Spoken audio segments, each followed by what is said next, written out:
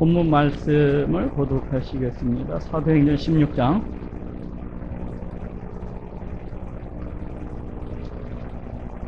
35절. 우리가 그 사도행전을 공부하는 이유는 다른 것이 아닙니다. 사도행전에서 지금 쭉 해나오는데 우리 기독교라는 것이 과연 어떠한 종교인가, 우리 기독교에서 과연 무엇을 말씀하고 있는 건가, 이것을 갖다가 우리가 알기 위해서. 그리고 예수님은 십자가에 달려 피 흘려 죽으신 것으로 끝나지 아니하시고 부활 승천하셔서 지금도 우리 가운데, 믿는 자들 가운데 성령을 보내주시고 그 성령을 통하여서 2000년 전에 이 땅에 계셨었던 것처럼 똑같이 그 사역을, 복음 전파 사역을 진행해 나가고 있다는 것을 이렇게 보여주기 위해서, 알려주기 위해서 우리가 사도행전을 해나갑니다. 우리 하나님은 그냥 성경 속에 갇혀있는 이런 하나님이 아니라 지금도 우리의 삶 가운데서 살아계시고 역사하신 그 하나님 되신다는 것을 여러분들이 이 사도행전을 통해서 볼 수 있기를, 지금도 우리 가운데 이 사도행전으로 우리 하나님께서 함께하고 계신 것을 볼 수가 있어요. 그래서 이를 통해서 또 구약 성경에서 그 만나는 하나님하고 또 신약 성경 속에서 이 만나는 하나님하고 조금 더 구약 성경보다는 조금 더 우리 가까이에서 느껴지는 그런 하나님을 이렇게 보게 됩니다. 자, 오늘 본문 보겠습니다. 35절. 날이 새매 상관들이 아전을 보내어 이 사람들을 놓으라 하니. 지난 시간에 이제 귀신 들린 여종을 고친 사건에서 그 귀신 쫓아냄을 인하여서 그 주인들로부터 모함을 받아서 감옥에 갇히게 되고, 그 감옥에 갇혀서 이제 바울과 실라가 그러면서도 우리 하나님께 감사하고 찬양을 하면서 이제 기도를 하는데, 그럴 때 지진이 일어나는 것 같더니 옥문이 열리고 또 발에 채워져 있던 그 착고가 다 풀리면서 그 간수가 예수님을 갖다 영접하게 되는 그런 상황까지 이렇게 얘기를 했었어요. 그랬는데 이제 날이 새니까 상관들이, 그 고위 관리들이 이 바울과 실라를 이제 잡아나왔었던 그 고위 관련들이 아전을 보내어서, 여기서 아전이라고 하는 것은 감옥을 관리하는, 그 감옥을 다스리는 관리죠. 아전을 보내어서 이 사람들을 놓으라, 석방하다라는 뜻이에요. 그래서 석방하라니 간수가 이 말대로 바울에게 고하되 상관들이 사람을 보내어 너희를 놓으라 하였으니 이제는 나가서 평안히 가라 하거나. 이제 간수도 이 상관들의 이 명령을 받고서 굉장히 기뻐했을 것이라는 생각이 들어요. 왜냐하면 자신은 이미 자신의 가족들을 포함해서 바울과 실라를 통하여서 이미 예수님을 영접을 한 상태였기 때문에 이들을 갖다가 다시 붙잡아두기도 그런데 상관들이 이제 가라고 그랬으니 얼마나 신이 났겠습니까? 그래서 이제 아주 신이 나가지고 바울한테 가서 고하는 겁니다. 야, 상관들이 당신들을 갖다가 놓으라 했으니 이제 평안히 가셔도 됩니다. 여기서 이제 평안히 가라고 하는 것은 유대인들의 그 인사법에 의하면 뭐 샬롬과 비슷하다고 할 수가 있어요. 바울이 이르되 로마 사람인 우리를 죄를 정치하냐고 공중 앞에서 때리고 오게 가두었다가 이제는 가만히 우리를 내어 보내고자 하느냐. 아니라 저희가 친히 와서 우리를 데리고 나가야 하리라 한데, 여기에서 이제 보니까 상관들이, 그 고위 관리들이 그 전날에는 바울을 갖다가 그 이유도 제대로 재판도 하지 아니하고 그 고발자들의 소리만 듣고서 매질을 갖다가, 채찍질을 갖다가 그렇게 하고 감옥에 잡아 가두기까지 했었는데, 갑자기 이 상관들이 마음이 변해서 이렇게 나가라고 한 것이 아닙니까? 아마도 이 상관들이 그 감옥 터가 막 지진으로 해서 막 움직이고, 그리고 감옥 문이 열리고 또 죄수들의 발에 채워졌던 이런 착고가 이렇게 풀려지는 이런 놀라운 이적적인 역사를 갖다가 어느 누군가를 통해서 듣지 않았나 싶어요. 그래서 이 사람들이 이거 정말로 신이 보낸 내가 이 괜한 사람들을 갖다가 이렇게 붙잡고 있었던 거 아닌가, 이러면서 서둘러서 이제 방면하는 그 모습을 갖다가 볼 수가 있어요. 바울이 로마 사람인 우리를 죄를 정치하냐고. 로마 사람이라고 하는 것은 로마 시민권을 가졌다는 그런 의미예요. 이 바울도 그렇고 실라도 그렇고 로마 시민권을 가지고 있었어요. 무슨 말인가 하면은 이 로마 제국이 굉장히 큽니다.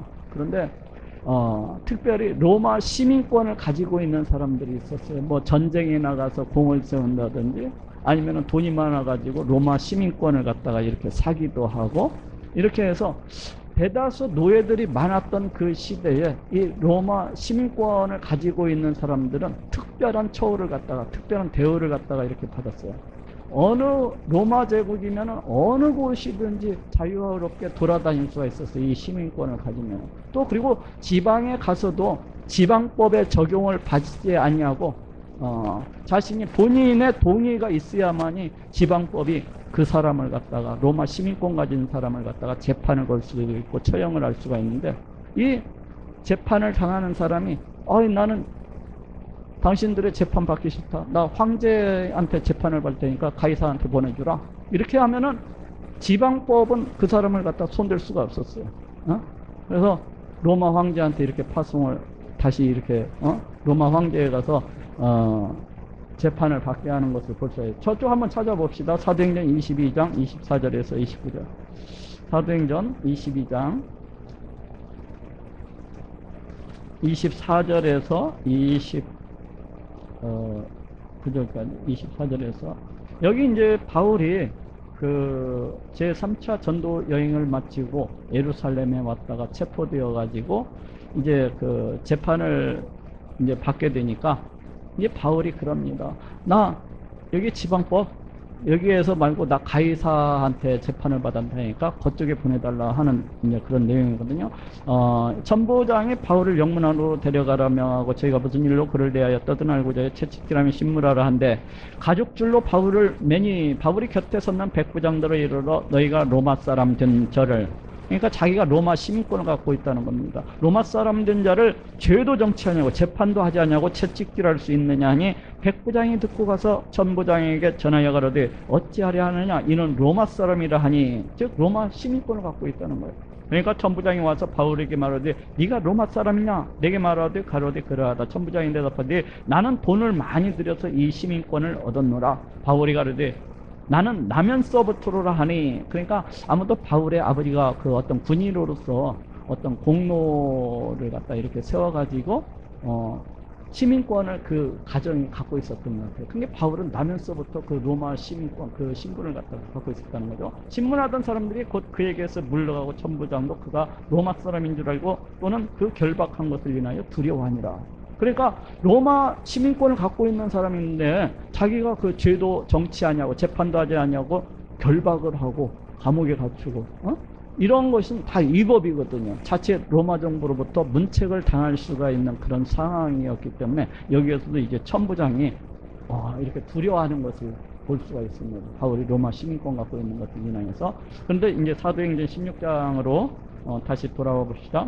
여기에서도 이제 바울이 이제 로마 시민권을 가지고 로마 사람인 우리를, 로마 시민권을 가지고 있는 우리를 갖다가 죄도 정치하냐고 그 재판도 하지 않냐고 공중 앞에서 때리고 옥에 가뒀다가, 이거 분명히 위법적인 사실이거든. 이게 로마 정부에 알려지게 되면 커다란 문책을 갖다가 당하거나 엄한 질책을 갖다가 당하게 됩니다. 그래서 이제 바울이 이걸 갖다 얘기를 하는 거예요. 공중 앞에서 때리고 옥에 가뒀다가 이제는 가만히 우리를 내어보고자 하느냐? 아니라 저희가 그 나를 가뒀던 그 상관들이 친히 와서 우리를 데리고 나가야 하리라.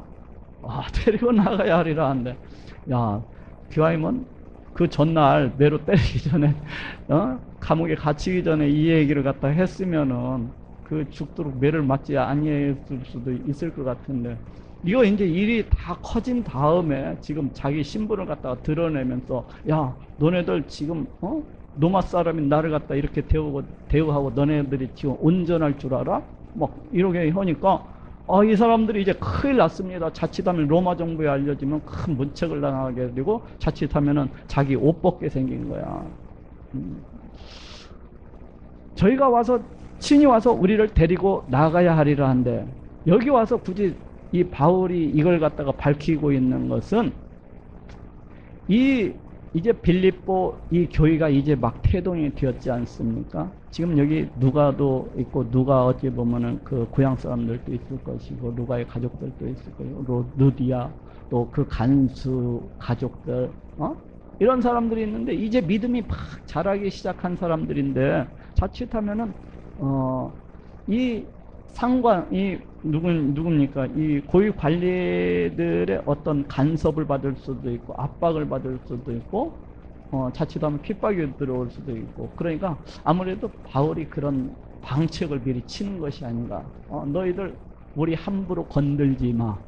뭐 이런 것이 아닌가 싶어요. 그러니까, 어느 정도 책을 갖다가 이렇게 잡아놓은 상태에서, 그런 것 같아요. 아전들이 이 말로 상관들에게 고하니, 감옥의 이제, 관리자가 이 말로 상관들에게 고하니, 저희가 로마 사람이라 하는 말을 듣고 두려워하여, 야, 이제 큰일 났네요. 자신들이 로마 시민권 갖고 있는 사람을 함부로 그렇게 매로 때리고 또 감옥에 가두었으니까, 이제 이게 알려지면 큰일 난 거예요. 그게 그 말을 듣고서 두려워하여 와서, 이제 상관들이 직접 바울 앞에 와가지고 이제 달랬겠죠.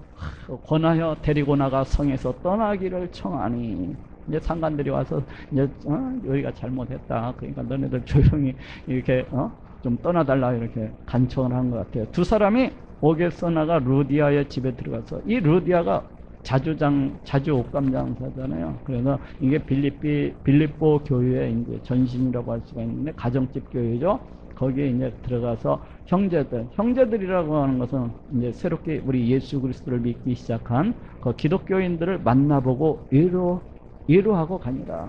그러니까 바울과 실라가 이제 매도 맞고 또 감옥에 전도하다가 그렇게 감옥에 갇히기도 하였으니까, 얼마나 그 빌립보 이제 막 예수님을 믿기 시작한 그 성도들이 마음에 근심이 됐었겠습니까? 그러니까 그것을 갖다가 위로하고 이렇게 갔다는 거예요. 그렇지만 또한 이 빌립보 교인들이 바울이 갇히고 이렇게 풀려나는 그 과정 속에서 또 큰 은혜를 갖다가 체험했을 것이라고 생각을 해요. 왜 그렇습니까? 귀신 들린 여종이 바울이 그 예수 그리스도의 이름으로 해서 이렇게 쫓아내는 그런 기적적인 역사도 이렇게 봤고, 또 감옥에 갇혀 있지만은 막 감옥의 터가 움직이고, 그 과정을 통해서 감옥문이 열리고 또 발에 채워져 있는 죄수들의 착고가 풀려나는 그런 이적적인 상황을 통해서, 이야, 우리 하나님은 정말로 살아계시고 역사하시는 놀라운 분이시로구나 하는 것을 갖다가 이 빌립보 교인들이 그걸 바라보면서 또한 크게 위로를 받고 더욱더 믿음을 갖다가 이렇게 굳게 하였을 것이라고 생각을 해요. 저희가 암비볼리와 아볼로니아로 다녀가, 아까 얘기했던, 여기는 지금 암비볼리나 아볼로니아는 저쪽 빌립보 그 도시보다는 조금 더 큰 도시라고 할 수가 있어요. 그래서 중급보다도 조금, 데살로니가보다는 좀 못한 도시지만, 저희가 암비볼리아 아볼로니아로 다녀가, 여기에서는 들어가서 전도했다는 그런 이야기가 없습니다.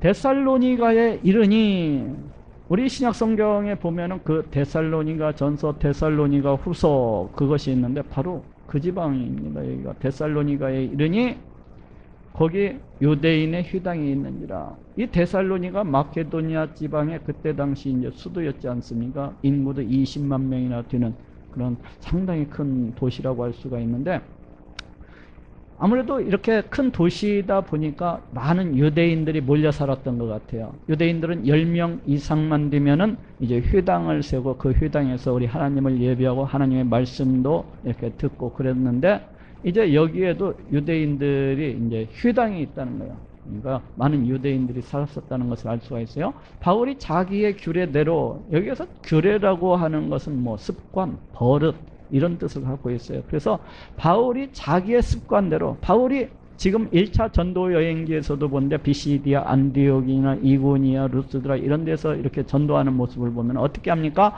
먼저 유대인들의 회당을 찾아서 말씀을 전하는 것을 볼 수가 있어요. 그것은 이제 바울이 어떻게 보면 바울의 전도 전략이라고도 할 수가 있습니다.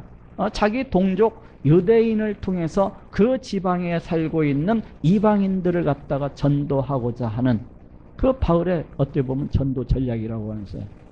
바울이 물론 이방인의 사도로서 이렇게 부름을 받았지만은 자기 동족을 갖다가, 같은 유대인들을 갖다가 모른 척한 것이 아니라, 어떻게 보면 자기 동족에 대한 그런 뜨거운 사랑이 또 있지 않습니까? 그래서 자기 동족을 갖다가 먼저 복음을 전하고, 또 그 사람들을 통해서 또 이방인들도 또한 전도를 하고 그런 전략을 갖다가 이렇게 구사를 했는데 지금 여기에서도 마찬가지로 데살로니가 지방에 와서도 바로 그와 같은 방식으로 이제 전도하기 위해서 나아간 겁니다. 저희에게로 들어가서 새 안식일의 성경을 가지고 강론하며 새 안식일이라고 하는 것은 뭐 바울이 단지 3주 동안만 데살로니가에 있었다는 것을 이야기하지는 않습니다. 단지 3주 동안 그 회당에 들어가 가지고 성경을 갖다가 지금 우리 153 교회에서 이 성경 강해를 하듯이 바로 성경의 중요한 구절들을 갖다가 이제 강해를 했다는 거요. 강론을 했다는 겁니다. 자, 여기 한번 찾아봅시다. 바울이 지금 데살로니가 지방에 있었을 때 자신이 그 며칠 전에 그 얼마 전에 그 빌립보 교회를 갖다가 이렇게 세우고 왔지 않습니까? 근데 그 빌립보 교회로부터 적어도 한 번 이상, 많게는 2번 정도 이 물질, 그러니까 선교 헌금을 갖다가 이렇게 받았던 그런 흔적이 있고, 또 이 데살로니가 지방에서 자기가 직접 일하면서 선교를 했던 그런 것도 이렇게 찾아볼 수가 있어요. 저쪽 한번 찾아봅시다. 빌립보서 4장 16절. 에빌골 빌립보서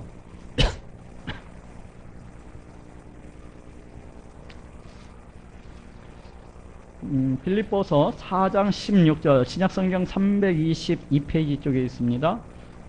빌립보서 4장 16절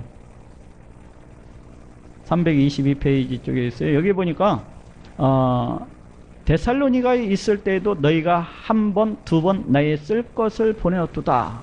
그렇죠? 빌립보서 4장 16절 여기 보니까 데살로니가에 있을 때도 바로 제2차 이 전도 여행 지금 바로 이 순간을 말하고 있어요. 그래서 데살로니가 있을 때에도 너희가 한 번, 2번 나의 쓸 것을 보냈다. 그러니까 데살로니가 교회가 아니 그 빌립보 교회가 이제 그 세워져 가는 마당인데도 불구하고 참 사랑이 많았던 그런 교회였던 것 같아요. 그래서 이제 선교헌금을 거두어 가지고 이 데살로니가 지방에서 복음을 전파하고 있는 이 바울에게 선교 헌금을 갖다가 이렇게 보내줬다는 거예요. 자, 여기 또 한번 찾아봅시다. 데살로니가 전서 2장 9절 바로 옆에 있죠. 골로새서 다음에 데살로니가 전서 2장 9절 여기도 보니까 329페이지 쪽입니다. 데살로니가 전서 2장 9절 데살로니가 전서 2장 9절 여기도 한번 찾아봅시다. 여기가 이제 데살로니가 전서, 그러니까 데살로니가 교회에 있는, 데살로니가에 있는 교회에게 지금 쓴 편지입니다. 그러니까 바울이 나중에 이 자기가 복음을 전파했던, 자기가 교회를 세웠던 이 데살로니가 교회에 편지를 쓰게 되는데, 지금 거기에 보면은 데살로니가 전서 2장 9절 한번 읽어봅시다. 형제들아 우리의 수고와 애쓴 것을 너희가 기억하느니 너희 아무에게도 누를 끼치지 아니하려고 밤낮으로 일하면서 너희에게 하나님의 복음을 전파하였노라. 그러니까 데살로니가 지방에서 바울이 어떻게 전도했다고 지금 이야기를 하고 있습니까? 밤낮으로 일하면서 너희에게 하나님의 복음을 전파했다는 거예요. 그러니까 데살로니가 이 지방에 바울이 단지 3주만 있었다고 한다면은 빌립보에서 2번씩이나 그렇게 헌금을 갖다가 받은 기록이 있고, 또 데살로니가 지방에서 자기들이 먹고 쓸 것을 갖다가 직접 일하면서 이런 조달했다는 내용들을 볼 때 여기에서는 적어도 몇 달 정도는 있었지 아니하나 하는 생각을 이렇게 해볼 수가 있어요. 자, 다시 한번 사도행전 17장 돌아가 봅시다. 바울이 자기의 규례대로 저희에게로 들어가서 새 안식일에 성경을 가지고 강론하며, 성경을 가지고서 성경의 중요한 구절들을 골라서 우리 하나님의 구원 계획에 대해서, 우리 하나님께서 이 땅에 보내시는 그 메시아에 대해서 그런 것들을 찾아서 이제 강론을 했겠죠. 뜻을 풀어서 그리스도가 해를 받고 죽은 자 가운데서 다시 살아날 것을 증명하고, 바울은 항상 돌아다니면서 우리 예수 그리스도가 그렇게 고난을 받고 십자가에 달려 죽으시고 또 3일 만에 부활하시고, 항상 이것을 갖다가 전파를 했습니다. 항상 이것을 갖다. 그래서 예수 그리스도를 믿으면 천국, 예수 그리스도를 믿지 않으면 지옥 갑니다. 그 옛날 바울이 우리 기독교인들을 얼마나 핍박을 했었던 사람입니까? 근데 부활하신 우리 예수 그리스도를 이제 다메섹 도상에서 그렇게 만난 뒤로 우리 예수님께서 십자가에 달려 죽으시고 3일 만에 부활하시고 이걸 갖다가 가는 곳마다 증거하고 선포합니다. 예수님의 부활을 본 자들이 500명도 더 된다 하면서 지금 이 순간에도 믿지 못하겠거든 가서 그 사람들한테 한번 물어봐라. 내가 거짓말하는 거 아니다. 진짜다 이러면서 그렇게 가는 곳마다 복음을 전하고 있는 거예요. 당장 예루살렘 교회만도 가봐라. 거기 야고보가 수장으로 있는데 그 동생도 예수님을 갖다가 예수님께서 부활하신 것을 보기 전에는 그냥 우리 행님인지 알았더니 같이 한 입을 그냥 같이 디비지고 자서 그냥 정신이 조금 나간 그런 사람으로 알았는데 우리 예수님께서 다시 부활하시고 나셔서 그 야고보 앞에 짜잔 하고 나타나시니까 그때부터 정말로 우리 행님이 아니라 성자 하나님이셨군요 하면서부터 믿기 시작했잖아요. 그러니까 못 믿게 되면 가서 물어보라는 겁니다. 바울이 가는 곳곳마다 하는 얘기가 그래요. 500명도 더 된다. 부활 본 사람이. 근데 그것이 구약성경에 예언되어 있는 것이다. 자, 봐라. 구약성경에 이렇게 메시아가 이 땅에 와서 온갖 고난을 당하고 십자가에 달려 피 흘려 죽으리라고 하더니 그대로 이루어지지 않냐. 자, 봐라. 메시아가 와서 그 몸이 썩지 아니하고 다시 살아날 것이라고 이렇게 구약성경에 예언되어 있더니 자 봐라 다시 살아났지 않냐 하면서 가는 곳마다 복음을 갖다 전하는 거예요. 이르되 내가 너희에게 전하는 이 예수가 곧 그리스도라 하니 내가 전하는 예수 구약성경에 이 예언되어 있는 이 예수 그리스도가 바로 메시아 그리스도가 되신다 하니 그 중에 어떤 사람 곧 경건한 헬라인의 큰 무리와 여기서 경건한 헬라인이라고 하는 것은 이제 유대교 그 회당에서 우리 하나님을 경배하는 그런 이방인들을 갖다가 가리킵니다. 큰 무리와 적지 않은 귀부인도 권한을 갖고 바울과 실라를 쫓아내라. 그러니까 많은 유대교 그 회당에서 예배를 드리던 이 이방 헬라인들이 또 그 귀족들이 이 바울이 전하는 복음을 듣고서 예수 그리스도를 갖다 믿기 시작했다는 겁니다. 그러나 유대인들은 시기하여 많은 유대인들도 이렇게 우리 예수님을 믿고 그렇게 쫓았지만은 또 예수님을 믿지 아니하고 우리 예수님을 거역하는 많은 유대인들도 어떤 지방이든지 예수님을 받아들이는 유대인이 있고 예수님을 끝까지 거역하는 유대인이 있고 비시디아 안디옥에서 루스드라에서 이고니온에서도 항상 보면은 예수님을 받아들여서 예수님을 쫓는 그런 유대인들이 있는가 하면 끝까지 예수님을 받아들이지 아니하고 오히려 복음 전파를 방해하고 핍박하면서 쫓아다니는 또한 그런 유대인들이 있는 거예요. 근데 여기에서도 일부 유대인들이 이방인들이 그 예수님을 막 쫓아내니까 또 그걸 갖다가 시기해서 이제 믿지 못하게 하려고 저자의 그 시장에 저자의 이것은 시장에 자주 들락날락하는 뭐 그런 뜻을 갖고 있어요. 어떤 괴악한 사람들 쉽게 해서 시장통에서 그 힘께나 쓰는 그 불량배들을 갖다가 데리고 때를 지어 성을 소동케 하여 이게 막 성을 갖다가 막 그 불량배들을 동원해서 이 바울이 복음 전파를 하지 못하도록 이제 공의 방작을 하는 거예요. 그래서 성을 소동케 하여 야손의 집에 달려들어 여기에서 야손이라고 하는 것은 어찌 보면 이 야손이라고 하는 사람은 이 디아스포라 유대인이었던 것 같아요. 그게 오래 전부터 이제 그 유대인으로서 이제 각지에 흩어져서 살았던 그 유대인 중에 한 사람이었던 것 같아요. 이 야손이라고 하는 것은 헬라어를 갖다가 번역한 표기거든요. 그게 히브리어를 갖다가 헬라어로서 번역한 표기인데 그 뜻이 뭐 여호수아 또는 예수. 예수라는 이름이 그때 당시에 상당히 많은 사람들이 이 예수라는 이름을 가지고 있었어요. 여호수아, 예수. 이걸 갖다가 헬라어로 번역해서 쓴 것이 지금 야손입니다. 그렇기 때문에 이 사람이 유대인이 아니었겠나 하는 생각을 가져요. 야손의 집에 달려 들어가서 지금 이쪽 데살로니가 빌립보 지방에서는 루디아의 집이 그 가정교회로서 빌립보 교회의 전신이라고 할 수가 있는데 이쪽 데살로니가에서는 지금 야손의 집이 바로 데살로니가 교회의 그런 전신인 것 같아요. 이 가정교회. 그래서 야손의 집에 달려들어 저희를 백성에게 끌어내려고 찾았으나 들어가가지고 이제 바울과 실라를 갖다가 끌어내기 위해서 이제 찾았다는 거예요. 근데 이 야손이라는 사람이 벌써 정보를 듣고서 이 바울과 실라 이 사람들을 갖다가 빼돌린 겁니다.